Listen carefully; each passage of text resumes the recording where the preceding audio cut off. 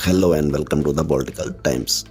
दोस्तों, हम सब जानते हैं कि आज यानी 30 मार्च को प्राइम मिनिस्टर नरेंद्र मोदी ने नागपुर में आरएसएस का जो हेडक्वार्टर है उसका दौरा किया। वहां पे मोदी जी ने केशवकुंज में संघ संस्थापकों को पुष्पांजलि अर्पित करने के बाद माधव नेत्रालय के कार्यक्रम पर लोगों को संबोधित भी किया। ठीक है दोस्तों, लेकिन नरेंद्र मोदी को 11 साल हो गए हैं सरकार में। आज से पहले वो कभी भी नहीं गए थे आरएसएस के मुख्यालय में। फिर ऐसी अभी क्या आग कहीं पे लग गई थी कि उनको ये कदम लेना पड़े। तो दोस्तों, कहीं मत जाइएगा, इस पर डिस्कस करने के आगे जाने से पहले वीडियो को लाइक कर लें और चैनल को सब्सक्राइब करके बेल आइकन जरूर दबा दें। तो दोस्तों, ये बात तो देखो बिल्कुल निश्चित ही हम सब जानते हैं इस बात को कि अगर बीजेपी अगर वृक्ष है तो उसकी जड़ें आरएसएस ही हैं। और आरएसएस एक अकेला संगठन नहीं है, उसके बहुत सारे संगठन और हैं जो बीजेपी को ये इन प्रकार हर तरीके से मदद करते हैं उनकी हर चीज़ में। लेकिन 2024 के इलेक्शंस में बीजेपी के जो अभी करंट के अध्यक्ष थे उनके मुंह से एक बात निकल गई थी कि अभी बीजेपी को आरएसएस की आवश्यकता नहीं है।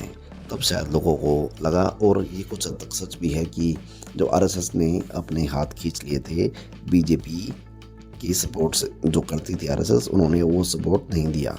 ठीक है, इससे क्या हुआ कि जो बीजेपी का बूथ कैडर लेवल का जो मैनेजमेंट होता था उसमें कुछ गड़बड़ हुई, खासकर उत्तर प्रदेश में, और बीजेपी की संख्या सिमटकर 240 के आसपास रह गई। लेकिन उसके बाद बीजेपी ने बिल्कुल कोई गलत स्टेप आगे नहीं लिया। नड्डा जी के गलत बयानबाजी के कारण जो नुकसान हो गया था, बीजेपी ने उस गलती को सुधारते हुए जो आरएसएस है उससे अच्छा संवाद स्थापित किया, और उसका नतीजा हमें देखने को मिला। 2024 के जनरल इलेक्शंस के बाद पहले चुनाव कहाँ पे हुए? पहले चुनाव हुए थे महाराष्ट्र में, उसके बाद हरियाणा में, और उसके बाद दिल्ली में। तीनों ही जगह पे बीजेपी ने बहुत ही लैंडस्लाइड विक्ट्री हासिल की।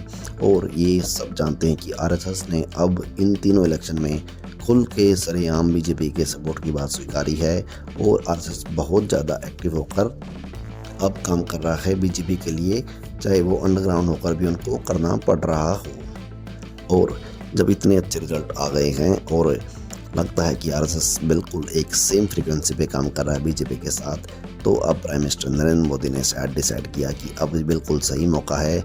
जो रिश्तों में खटास थी उसको लगभग दूर किया जा चुका है, और हम अब जो ये रिश्ता है हमारे और आरएसएस के बीच में, इसको एक सीमेंट की तरह मजबूत कर देंगे। और यही सोचकर शायद उन्होंने आरएसएस मुख्यालय नागपुर में अपना दौरा सुनिश्चित किया 30 मार्च 2025 को।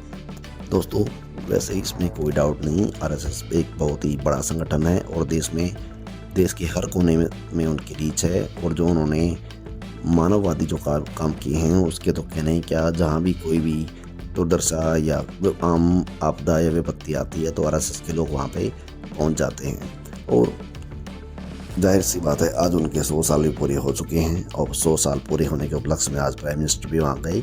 और ये बात भी है कि इससे उनके रिश्तों में नई जान फूंकने का काम शायद नरेंद्र मोदी साहब ने किया है। आगे देखते हैं इसके इफेक्ट कैसे रहते हैं। दोस्तों, आपका इस बारे में क्या विचार है, कमेंट में जरूर बताएं। ओके दोस्तों, बाय, जय हिंद, जय भारत, टेक केयर।